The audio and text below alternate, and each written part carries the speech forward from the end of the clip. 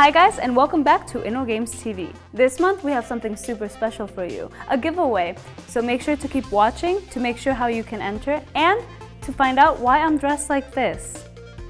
We start the show off with Timon and Oliver explaining to us ancient wonders.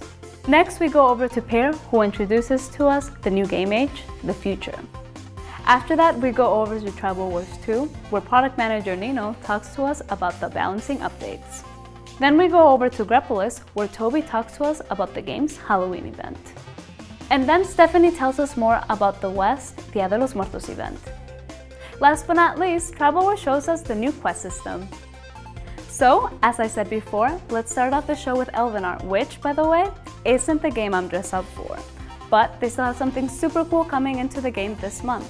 So let's go to Timon and Oliver and find out what that is. Hello Elvenar players! This is Oliver and Timon from the Elvenar team. As you might remember from our last two episodes where we talked about the guest races, we teased you that every guest race will reward your efforts with a final great gift. Today, we will reveal what that is. We call it the Ancient Wonders. Once a race fully developed its former potential again, you can research two unique buildings. Each of these magnificent landmarks comes with a unique set of bonuses for your town. We are planning a broad variety of effects, whether it'll be additional population, production boosts or battle benefits. You can basically pick the Ancient Wonder that suits your city the best. In general, Ancient Wonders are very mighty, but they are also difficult to get. As Oliver mentioned, you have to unlock them in the research menu, but that is only the first step. Before you can construct them, you have to collect so-called rune shards to restore the lost power. You can get rune shards from a variety of sources, for example from completing provinces or quests. Once built, you can even upgrade the Ancient Wonders to further strengthen their power. Upgrades, however, require lots of knowledge points. Fortunately, you can ask all guild members and neighbors to invest knowledge points. Their help will not remain unrewarded. Those who help the most will receive rune shards and knowledge points when you upgrade the building. Timon, did you actually mention that those upgrades do cost relics? Never mind, I got some good news for you. If you haven't met the dwarves yet, humans and elves have their own Ancient Wonders unlockable in the 4th chapter of the research menu. Be sure to check it out, tell us what you think and keep on playing. Thanks guys, you're always so funny. But now, before we go on to our next segment, you probably realize that you can play Forge of Empires on all your Amazon devices now. And to celebrate that, we decided to give out a new Kindle Fire tablet. How can you win this? Well, it's pretty simple. All you have to do is subscribe to our YouTube channel and then send us an email to tv@innogames.com with a good reason on why you should get the tablet. Now, let's go over to Forge of Empires, where Pear introduces the future, which is the way I'm dressed up like this. Hello Forge fans, my name is Pear Kröger. I'm a game designer of your beloved game and I have exciting news for you today. And I'm not talking about the second great building of tomorrow era that we finally put into the game. And I'm also not talking about the actual hoverboard that I'm standing on. No, I'm talking about the future era. It is here. We put it into the game and it's going to be available to you very soon. Whoa. The future is a complete new game age, including all the usual stuff. Like you can see here, this is the new continent map. It stretches through different climate zones. It introduces different leaders, introducing good and bad people, and featuring a story that revolves around corruption, about dirty warfare, and the struggle for water, which is very scarce. Alright, check out the new tech tree that features a lot of exciting new technologies, including anti-gravitation, which unlocks the levitation outlet. Here, check this out. You can see it right here in your city. It's a new production building that produces all sorts of hovering things, like the hoverboard that I'm standing on. The way we see it, the future is a very positive age. You see, the people are in union with nature, they kind of make use of it, they include it in their architecture, in their buildings. As you can see here in the eco park, for instance, where people go and spend their leisure time. And we figure they live in big residentials like this arcology, or in the small like hobbit-like underground house. And when they work in the levitation outlet, or they go and harvest the new goods, which include like algae or the purified water. If people want to eat, they go to the food printer and have their most yummy, most recent Möbius bacon printed out, or a new order of printed pizza. And of course, we also want to introduce the new units to you. Here, there's a complete set of 5 new units for you, including the exoskeleton soldier, the satellite spotter, the mighty hover tank, which is almost indestructible, the drone swarms, super fast and beware when it reaches you in close combat, or the railgun, the mighty new artillery unit that is not only heavily armored but also packs a gigantic punch. It can strike from far across the battlefield, it penetrates defense, it ignores any sort of defensive modifier, and it can take out almost all units with, almost take them out with a single shot. But beware, it comes at a price. The unit can only fire every other turn, it has to recharge in between. And of course there's 2 new great buildings. Check them out, they will be available from the beginning of the era. And available for everyone, not only the players in the future era, are a set of new portrait pictures which look like, they dress up stylishly in future clothes and feature awesome face paint, so everyone can already choose those pictures and get in the mood of the future. So before I close, I want to comment on something very quickly. I read in the forums that people are worried that this might actually be the last game age, that the future is the end of Forge of Empires, and let me assure you, it is not. So you can be prepared for even more exciting stuff that will be hitting us in the far future. Okay people, that's it for me. I'm off now. I hope you're gonna enjoy the future and see you around. Until next time. Whoop! I hope you're not hurt, Pear. But let's get back on track and go to Tribal Wars 2, where they will tell us about the balancing update. Hi guys, I'm Nino, the product manager for Tribal Wars 2, and today I'm going to be speaking about our new balancing update, the second one, and about our new first session.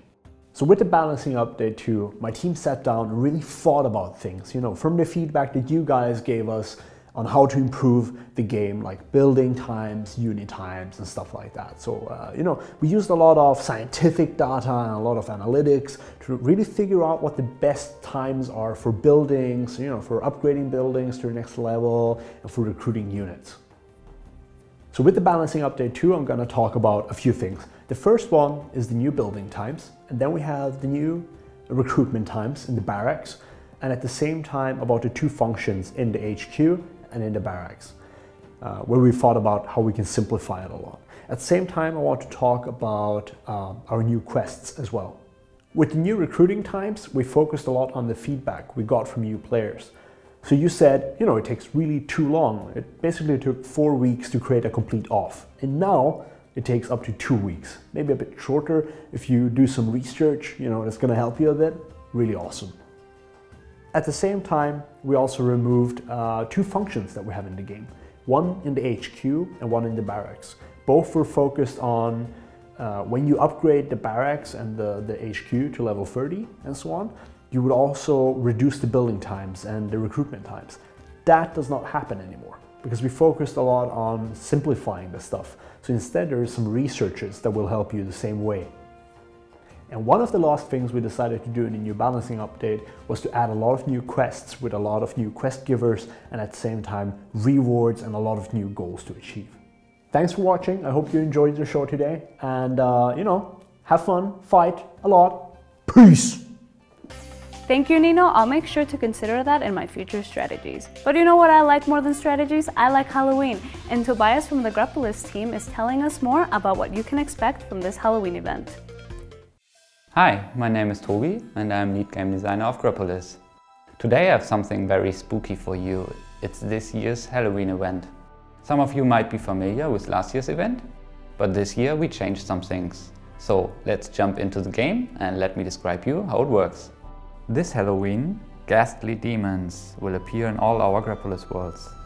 These demons will bring a dark incantation circle to your empire, where you are allowed to conjure powers of immense value. From time to time, if you upgrade a building or cast a spell, you will find some ingredients you can use for your incantation circle. These are the ingredients you need to conjure a reward for your city. Just click on them or drag and drop them into the circle. As soon as you add 3 ingredients, you can conjure your reward. The reward depends on the combination of the 3 ingredients you put into the incantation circle. Every combination you try will get noted down in the book of incantations.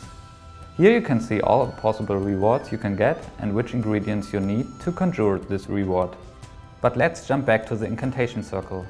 Here on the right side we have additional rewards you can unlock. If you conjure 25 rewards in the incantation circle, you'll get a premium advisor for free for 2 weeks, called the Administrator. If you are really active and create 50 rewards, you can also get a free culture level for your empire on top. Every time you conjure a reward, you will also get a random amount of blood points. Try to gain as many as possible to climb up the ranking lists and win special rewards like the 30% attack boost effect for your light ships. And as always, there are several awards waiting to be unlocked. So, that's it from my side. I hope you guys liked the introduction. Try to use the event wisely and prepare yourself for the next epic alliance war. Good luck to all of you and see you next time. As some of you guys already know, I'm Mexican, so Dia de los Muertos is a very important holiday for me. And it seems like it does well in the West, since they're making a special event for it. Let's go over to Stephanie, who will tell us more about that. Welcome, dear players. I'm Stephanie, Mythmaker of the West. Today, we'll take a trip to the other side. Hold on to your souls, fellas. It's that time of year again. That's right, Dia de los Muertos. During the event, you can collect cempasúchil flowers through most activities of our game, like duels, quests, jobs, those kind of things. You can use these to bribe at our cards game or prepare graves for the arrival of their owners. To get to the event screen, simply click on this little icon. Imagine this to be the home of your ancestors. Looks pretty boring, right? The more cempasúchil flowers you collect, the prettier it gets. To access your personal rewards, click on this call bar here. The world icon directs you to the world rewards. Or maybe you're up for a little card game. If you're lucky, you can take the reward or continue to the next stage. The higher the stage, the better the rewards. Oh, and one more thing. Your crafting class will hold great influence on the events accompanying a nightly walk amongst the graves. Have fun! Who goes there? Ooh guys, that sounded pretty spooky. I hope Stephanie's okay. But now let's go over to Travel Wars, who will talk to us about their new quest system. Hi, I'm Thomas from Travel Wars. Today I would like to talk about a change that we've been planning and that we will be starting in the next couple of weeks. It's about the quests. As you know, the quests are here to help you at the start of a world, to learn about the game, and to allow you a smooth transition into the late game. However, in the last couple of years, we've noticed that the quests are not exactly working as intended. They might be a little bit too slow, or they might be a little bit too complicated, so this is why we would like to change them now. The new quests will have a faster pace. We also decided to separate the old quests. Some were asking you to do multiple things, and we decided to just make them a little bit smaller, so one quest is actually focusing on one aspect of the game. We hope that the new players will then learn more what each building is responsible for, and the reason for building your wood camp, for instance, or for recruiting units. The rewards are also a little bit higher in that sense, but it won't have a really big impact on the balancing still. We just want players to achieve more in the first session of the game, and we hope to give them a better overview of what the game is about.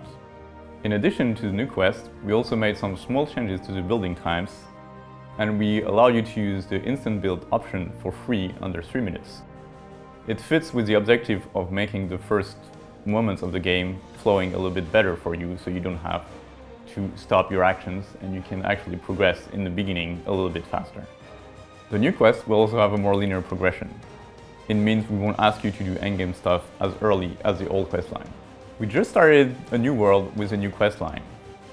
We will check the results, we will listen to the feedback of the players, and then we will try it out on a couple of new worlds. After that, once we're happy with the new quest, we will release them on all new worlds. So stay tuned for more information. Well guys, that was it for the November episode of InnoGames TV. Don't forget the giveaway. Subscribe to our YouTube channel. Like us on Facebook, Twitter, Periscope, and Twitch. We'll make sure to bring you the latest news on all your games. Plus, I hope you like my outfit. Bye!